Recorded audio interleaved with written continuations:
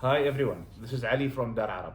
I'm sure many of you are familiar with the history of reading, the library at night, or with Borges. For me, the journey into Alberto Manguel's world started when I was 19 with this book, the Arabic translation of the City of Words. And I cannot overstate how much did this book and reading it back at that stage affected my life and changed the way I looked at literature and changed the way I understood translation. So you can imagine what an honor it was to connect with him virtually over a conversation that I've been so eager to share with you. In that conversation, we cover three main topics. The first is the art of literary translation, and the second was about his experience reading translated Arabic literature. And the third one was a very special moment for us at Dar Arab as we talked about his opinion and what he thought and how did he like our translation of خرائط التيه into Lost in Mecca. This is a novel by Buthain al-Isa translated from Arabic by Neda Faris and we've published early in 2024. This conversation was inspiring, insightful and truly meaningful to me and I'm thrilled to bring it to you. I hope you enjoy it as much as I did.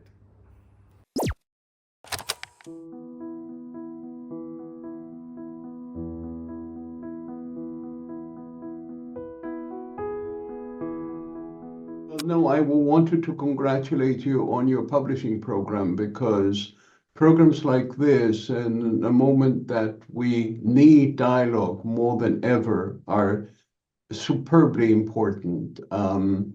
We are drifting into an age which does not believe in reason and the word, and you allowing these bridges from one language to the other may be part of what might save us. Yeah, that's the goal. Let's hope for that. Inshallah. Inshallah.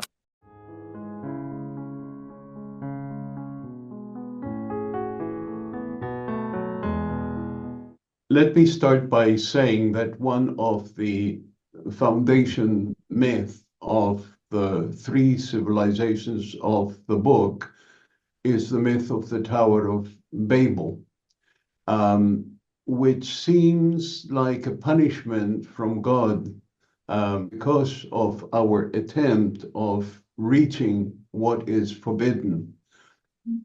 Kafka very intelligently said that if the building of the tower were accomplished without climbing it, it would have been allowed. So we can understand the myth both as a challenge to attempt the impossible and also as an interdiction to attempt it. But at the same time, as happens with essential myth, it has another side. The idea of punishing mankind, humankind, with a fragmenting of the one language that held us together can be seen also as beneficial, because what we have learned through the multiplicity of languages is that concepts vary from language to language and become enriched when they are translated into another language. What we have learned is that we think that we speak a language, but it is the language that speaks us. If one language does not have the grammatical possibility of using the conditional or distinguishing between male and female, etc., it conditions our mind and predisposes us to certain thoughts. These thoughts will arrive in different ways in different literatures. These multiplicities of languages affect in us the very healthy notion that we don't hold the truth in one language, that the truth exists in the dialogue between languages. And when the dialogue is interrupted, what replaces it is violence, and violence is not language. There is a famous story of a contemporary of Dr. Johnson who was in an argument with another person, and that person got very irritated and slapped the man in the face. And the man said, "That is an act of violence. I'm still waiting for your argument." We are dependent on translation because we are scattered throughout the globe, but we have very essential common questions, preoccupations, and in this age, we face the same dangers. We face the dangers of totalitarianism. We face the dangers of fascism. We face the danger of climatic change, which will annihilate us all without distinguishing a nationality or religion. A storm, a fire, a flood doesn't make a difference between white and black. So translation is essential. Now, there is one very important element to be considered in the area of translation or any literary act, which is the writer can write. The writer can, as Dante said, be the scribe who takes dictation from inside, from the heart, or in the case of the prophet, takes dictation from above. In any case, the writer does not know exactly what the writer is doing because the writer is a scribe.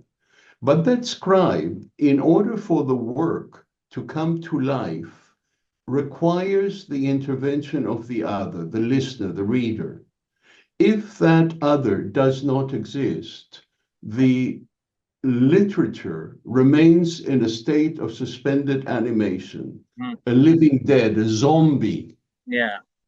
The problem I see today is the unwillingness of the reader to read, the unwillingness of the listener to listen. We respond with that smack in the face that Dr. Johnson tells us about. And we don't listen to the question, we don't listen to the argument. This will lead us to collective suicide.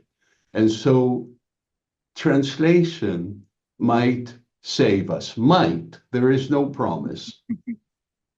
Yeah.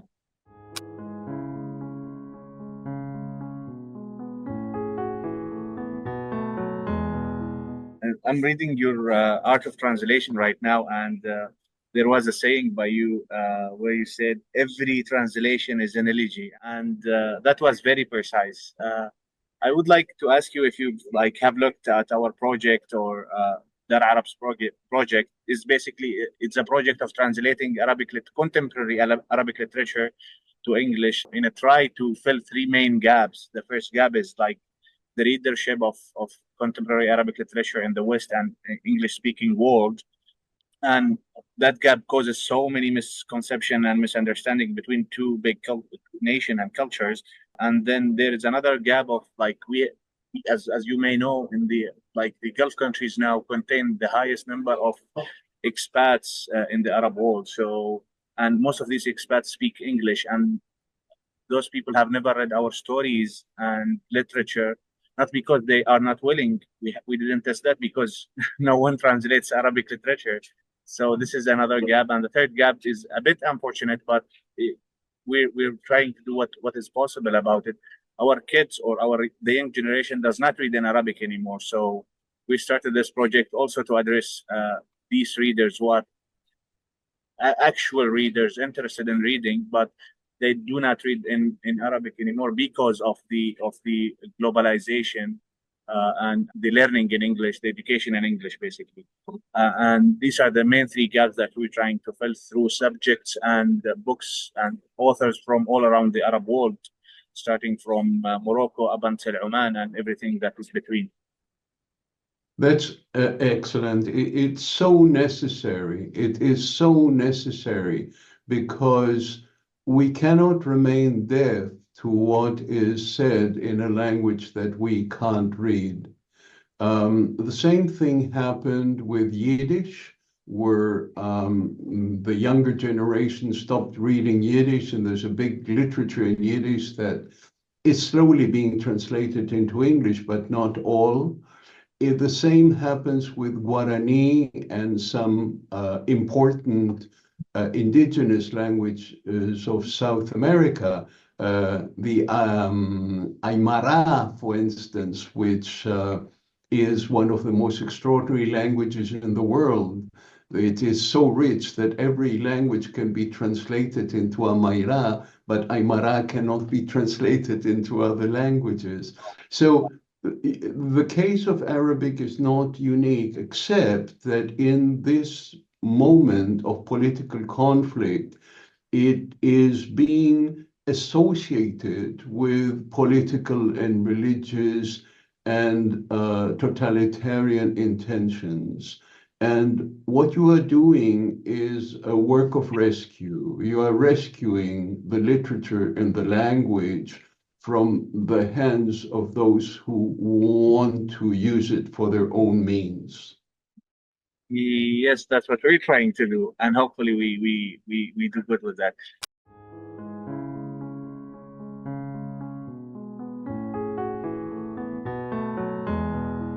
One of our books is, as you may know, Lost in Mecca by Buthayn al-Isa, which you've read, and I would like to hear about it. How did you receive that, and what do you think about it? It's an extraordinary novel, and since we are talking about translation, you know that when we read a book in translation, we're not reading the author, we're reading that translator. And your translator, Nada Faris, is fantastic. It reads very smoothly, very richly in English. So largely the merit of this book is the merit of that translator, since I unfortunately don't read Arabic. I tried to study Arabic some years ago, but my head was too old to learn a new language. So it is very unfortunate. You know that, just as an aside, when Borges was in Geneva and he was dying, in his last days, he asked his wife to find him an Arabic professor because he wanted to learn Arabic. And she found someone at the university in Geneva and didn't tell him it was for Borges. And when she brought him to the hotel and she opened the door of the room and Borges was standing there very frail with his stick, the man burst into tears. And the wife closed the door and said, "You compose yourself, because you are here not to lament the fate of Borges, but to teach him Arabic." And perhaps Borges learned a few words of that language he loved, but he was always interested in Arabic literature and the richness of that culture. Borges didn't believe in passports. Obviously, yeah. Let's talk for a moment about Lost in Mecca. There is a concept that appears in every culture, and I think, please forgive my pronunciation, in Arabic it's called maktub, fate, destiny, that it's in the hands of God. Yeah. Some will say it's the hands of fate. But within that concept, that fatalistic concept, you have the concept of free will. You have still the concept of you choose. The Talmud says that God, you are in the hands of God. but the only thing that's not in the hands of God is your fear of God. That's your choice. And in terms, secular terms, we always have in face of everything that's happening, as we said, politically, economically, climatically, we still have a choice. Even if we are fated to perish, up to that day, we are immortal and we can choose. This novel, for me as a reader, explores this idea. Something fateful happens, and it doesn't happen anywhere. It happens in Mecca. It happens during that extraordinary congregation of faithful. And you would imagine naively that an act of faith would be rewarded, but it's not. The child is lost and the parents are desperate. And this allows Motaina to take us through the contemporary landscape of despair, because the despair of the parents is reflected in the despair of all the people from Arab countries all the way to Palestine. And in a sense, it's a reflection, a microcosm of the macrocosm of our universal despair. Because what is happening around the world, whether it is the Ukraine or Syria, the United States or Venezuela, Argentina or Palestine, we are on a route of collective suicide. There is seemingly no hope, and yet there is hope simply because we can become conscious of what is happening. And as long as we are aware of the tragedies, as long as we can name what is happening in Palestine as genocide, we have the hope because we remain conscious. That doesn't mean that it will end well. There is no promise of happy ending in the history of the world, and most of the novels that end well in literature are bad literature. So there is nevertheless reason to hope. The portrait that the author makes of these parents, and then the fate of the child who is kidnapped, sold, raped, in a commerce of a sale of organs, which, yes, happens in an Arab country, but the buyers are not necessarily Arab. They will be the people, rich people in Europe and the States and so on. So the world is an accomplice of what is happening to this child. And the novel draws it very, very beautifully. I understand that the original Arab title is Maps of Wandering. And while I like Lost in Mecca and it has a very attractive sound, Maps of Wandering is much more fair to what the novel tells, because we are all wanderers. The human being is an itinerant human being. We are all exiled. We're all refugees. Dante takes as his phrase from the Bible to construct the Divine Comedy the phrase about being exiled from Egypt. We are all exiles. We are all on the route to the promised land, which we will die before seeing, like Moses. So the Maps of Wandering seems to me a perfect title for this extraordinary worldly, revealing novel, very powerful and beautifully translated. Thank you, Mr. Manguel.